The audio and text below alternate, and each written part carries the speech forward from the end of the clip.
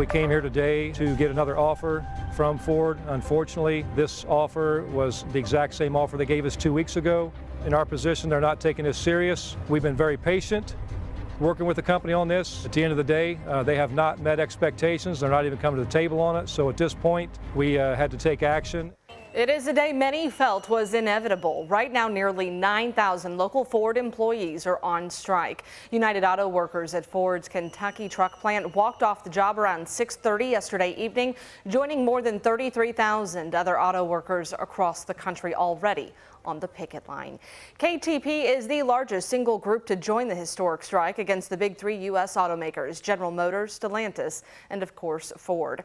Our Eric King joins us live right now from the Kentucky truck plant off of Chamberlain Lane. And Eric, Ford is of the largest employers in the area. This strike could have far-reaching impacts.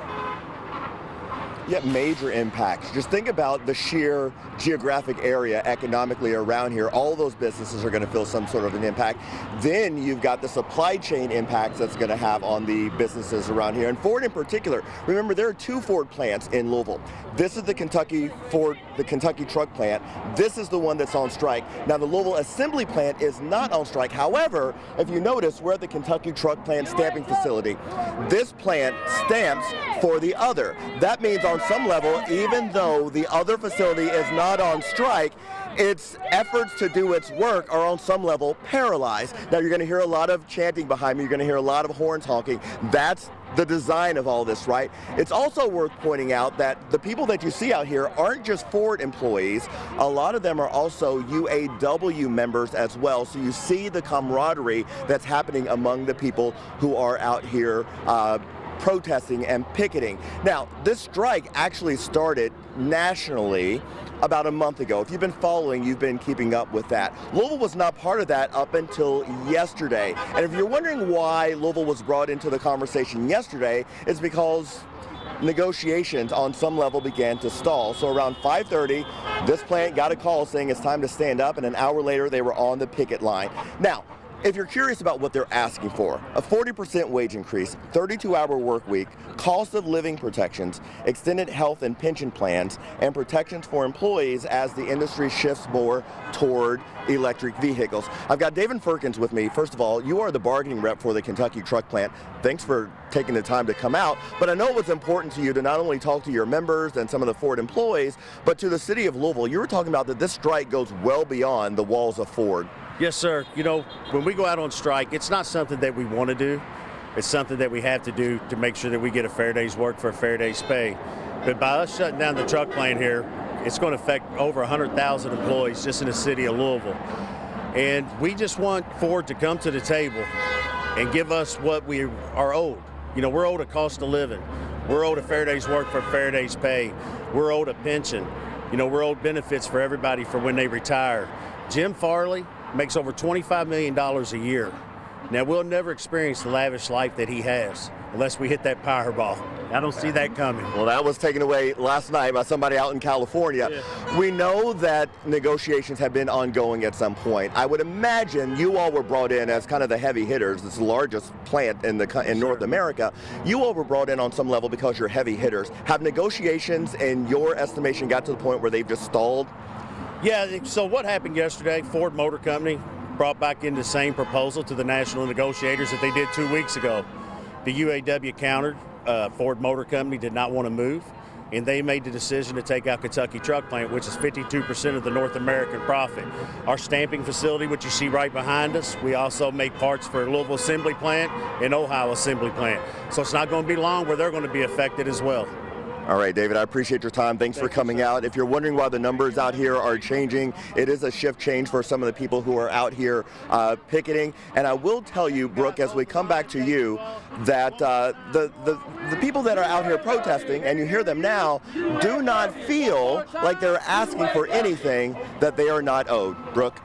And Eric, we have seen more than 200 strikes across the country this year. Most have been successful. You had the UPS workers who got a new contract just by threatening a strike, several baristas winning their battles. But this one we've seen the largest by far. More to this than just the size and the ask for better salaries, right? Yeah, you're absolutely right, because think about it.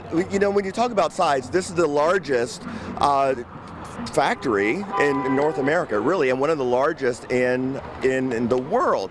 And what they're asking for, yeah, we can talk about pay raise increases, we can talk about a 32-hour work week, but the reality is, think back to 2008, the economic crisis that almost decimated the automotive industry in America. It required a federal bailout. Well, as part of that, Ford employees gave up some of their pension benefits. They gave up some of their other benefits, and they feel that they are owed those things. In fact, they were owed those things 15 years ago, if you ask them. So not only are they out here fighting for what they feel they're already owed, they're fighting for cost of living increases as well. And that's the sticking point when it comes to them. Not only are they upset that they have to come out and picket about those things, they're upset that they've even had to ask for it.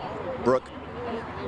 All right, thank you so much again for being out there, and we'll continue our live coverage throughout the evening as well with multiple reporters on standby. Striking workers will not receive their normal paychecks during that strike, but they will receive $500 a week from the union's strike pay fund.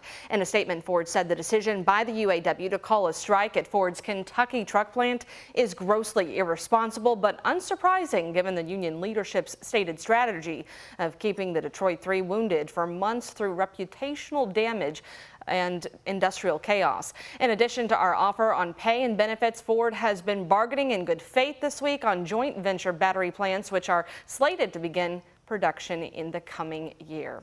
Congressman Morgan McGarvey from Louisville shared his support for protesting workers in a social media post. He said they deserve a fair contract, good benefits and wages, and safe working conditions. Louisville's Mayor Craig Greenberg also expressed support, saying he hopes both Ford and leadership and the UAW can rapidly come to an agreement which is mutually beneficial. To keep up with all things UAW strike, make sure you download the WHAS11 app. Now to the Israeli Prime Minister Benjamin Netanyahu vowing to destroy Hamas, saying every member of the group is a dead man. Meanwhile, the death toll spiking in Gaza with more than 1,300 killed, over 6,000 injured, and 25 Americans are among the dead, with 17 U.S. citizens still missing. ABC's Inez Delicatera is in Tel Aviv. Israeli airstrikes continue to pound targets in Gaza in response to Saturday's brutal invasion by Hamas terrorists. Secretary of State Antony Blinken in Israel Thursday, meeting with Prime Minister Benjamin Netanyahu. And thank you to the American people for your incredible support for Israel in our war against the barbarians of Hamas. Blinken pledging U.S. support for Israel and calling on world leaders to condemn Hamas. The failure to unambiguously condemn terrorism puts at risk not only people in Israel, but people everywhere. Individuals from 36 countries killed or missing in the aftermath of Hamas's attacks. Israel's military says it is conducting a large-scale strikes on locations housing Hamas militants, releasing video they say shows a strike on the home of a senior Hamas official. Hamas firing back, Israel's Iron Dome system intercepting those rockets. A Hamas official on Russian television saying Hamas spent 2 years planning Saturday's attack. The official saying, quote, "We made them think that Hamas was busy governing Gaza, that it had completely finished with the resistance. All the while, Hamas under the table was preparing for this big attack." Haunting surveillance video posted online showing how it all unfolded. 2 heavily armed Hamas militants arriving at the gate to a kibbutz, smashing a window and making their way inside an office, then ambushing and killing occupants in a car that pulls up. But death and suffering is also widespread across the border in Gaza. Israeli airstrikes have destroyed entire neighborhoods. That's the life in Gaza. Every minute and every second, we lose friends, our love, our member of family. And the blockade by Israel's Defense Force has left the Palestinian people without food, water, and electricity. The International Red Cross saying without power, the overcrowded hospitals will become morgues. Civilians in Gaza are desperate to find a way out. The Biden administration says it is now working with Israel and Egypt to create a humanitarian corridor so that Palestinian civilians can escape the Israeli assault. Inez Delicatera, ABC News, Tel Aviv. It's appalling, that politicians can't, so beholden to the AIPAC, American Israel Public Affairs Committee money, and that they can't step back, and condemn war crimes when they exist. Now, we did hear a crowd this afternoon speaking in solidarity for those in Palestine. Today's rally was hosted by the University of Louisville chapter of Students for Justice in Palestine. Our Ian Hardwood is there following that portion of the story, making sure people on that side of the Middle East are thought of, and he'll have more tonight at 4, 5, and 6.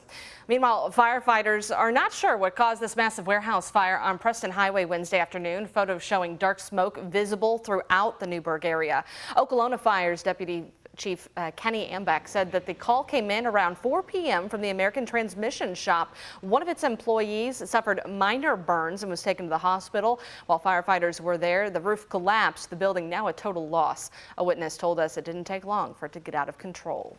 When I came out the door, I saw a lot of smoke coming out of the building, and we kept looking at it. In the next few minutes, the fire started shooting out the ceiling. Didn't smell a thing. I heard a lot of blowing up. Cars were blowing up inside the building. Now, it took about 40 firefighters, we're told, to get that fire under control. We'll keep you updated. JCPS is beginning the process of installing weapon detection systems in every middle and high school in the district. In a letter sent home to families, the district explained how the new system will work. The units are designed by Evolve Technology, which will be used to detect concealed weapons as students, staff, and any visitor walk into the school. They will not require anyone to remove their personal belongings, and if that system does detect something on you, a trained staff member will search you. This first installation phase is centered on JCPS high schools, including Ballard, Manual, Fern Creek, PRP, Valley, and Western. A full list can be found on our website, WHAS11.com. Esports, drones, operations, and robots were all center of the fun over at Western High School today. Students were able to take part in that new gadget that'll be a part of the school system, their STEM magnet program. And this is all possible through a $1.4 million investment. By next year, Western will become a full-time magnet school. Students and staff were able to engage in a model classroom similar to what the school will look like next year. In the end, the goal is to make sure that we have a culture here where students are engaged in that work. I'm looking for that hands-on. You know, we're moving to a project-based learning environment, and really the goal of the teacher is to be that facilitator. The school says it also plans on creating more hands-on experiences for students, including going to a farm-to-table environment where they are helping grow their own fruits and vegetables.